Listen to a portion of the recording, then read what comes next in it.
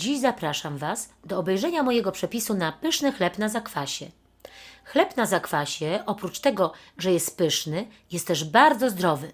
Nie zawiera drożdży ani pszenicy. No i oczywiście całej listy dziwnych składników, które teraz dodaje się do chleba, żeby się szybko nie psuł i tak dalej. Dodam jeszcze, że spotkałam się z tym, że nawet osoby, które miały problemy z jelitami, celiakią, również mogły go jeść. Takiego chleba nie kupicie nigdzie w żadnym sklepie, przynajmniej ja nie znalazłam.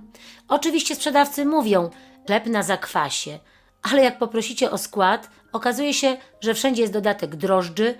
No, nie wspomnę o innych dodatkowych składnikach, których nazwy nawet nie jestem w stanie powtórzyć. Podsumowując, ja nie znalazłam u siebie w mieście takiego chleba jak mój. A więc gorąco Was, kochani, zachęcam do zrobienia takiego chleba, bo jest naprawdę wyjątkowy, smaczny, a do tego zdrowy.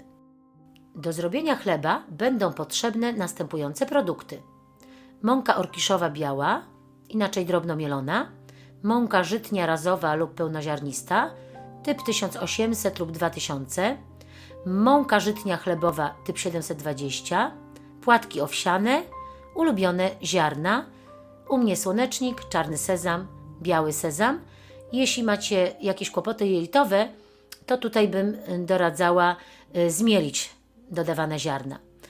Sól, woda oraz zakwas, który należy wcześniej przed robieniem chleba wyjąć z lodówki, tak około 2 godziny, żeby nabrał temperatury pokojowej. I jeszcze będą potrzebne 2 foremki o wymiarach około 39 na 10 na 7 cm. Do miski wsypuję 1000 g mąki orkiszowej, 450 g mąki żytniej chlebowej, 50 g mąki żytniej razowej, 1 szklankę ulubionych ziaren oraz 1 szklankę płatków owsianych i 3 czubate łyżeczki soli. Wszystko mieszam. I dodaję 3 porządne łyżki zakwasu. Teraz dolewam stopniowo wodę. Wszystko mieszam do uzyskania jednolitej masy.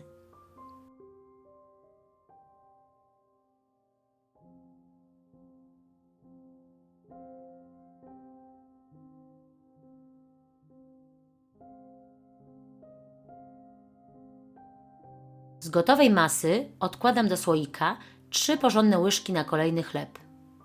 Dno foremek, które wcześniej posmarowałam dokładnie masłem klarowanym, wysypuję teraz płatkami owsianymi. Gotową masę przekładam do foremek. Ponieważ tu chcę dodać jeszcze do chleba pomidory suszone oraz żurawinę, więc nakładam po kilka łyżek ciasta do każdej foremki. Następnie daję wspomniane dodatki.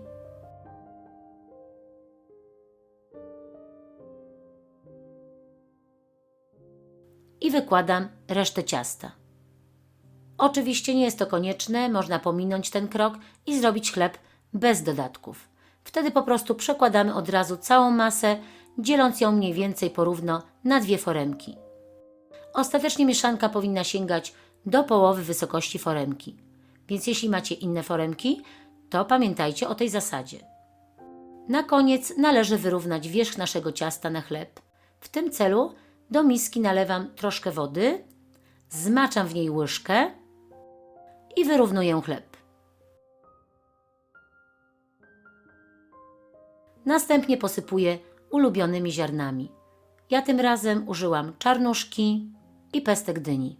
Przykrywam folią aluminiową, robiąc lekkie wybrzuszenie nad foremką i odstawiam mieszankę na około 6-8 godzin do wyrośnięcia, aż chleb podwoi swoją objętość. To znaczy brzegi ciasta powinny dojść do górnych krawędzi foremki. W tym czasie, jak chleb będzie rósł, zakwas pozostawiam również na zewnątrz w przymkniętym słoiku. Radzę co jakiś czas sprawdzać stan chleba, gdyż tempo rośnięcia zależy od temperatury otoczenia. Wyrośnięty chleb wkładam do piekarnika nagrzanego do 200 stopni, grzanie góra-dół, na drugą półkę od dołu i piekę przez 80 minut. Mój chlebek jest już upieczony. W całym domu pięknie pachnie świeżym chlebem. Delikatnie wyjmuję teraz go z foremek.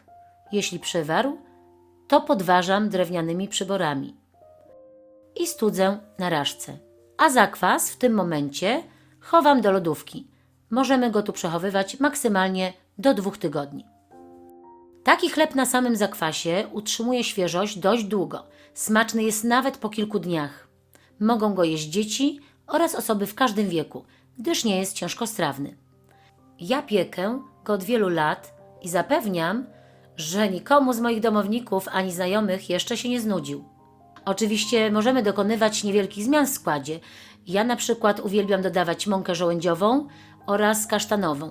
Na wierzch kładę czasami świeże plastry pomidorów zamiast posypywać chleb ziarnami. W miejsce mąki orkiszowej możecie oczywiście użyć zwykłej mąki pszennej. Ale się rozgadałam. Kończę już, bo zrobiłam się głodna. To tyle na dziś. Dziękuję za oglądanie i do usłyszenia.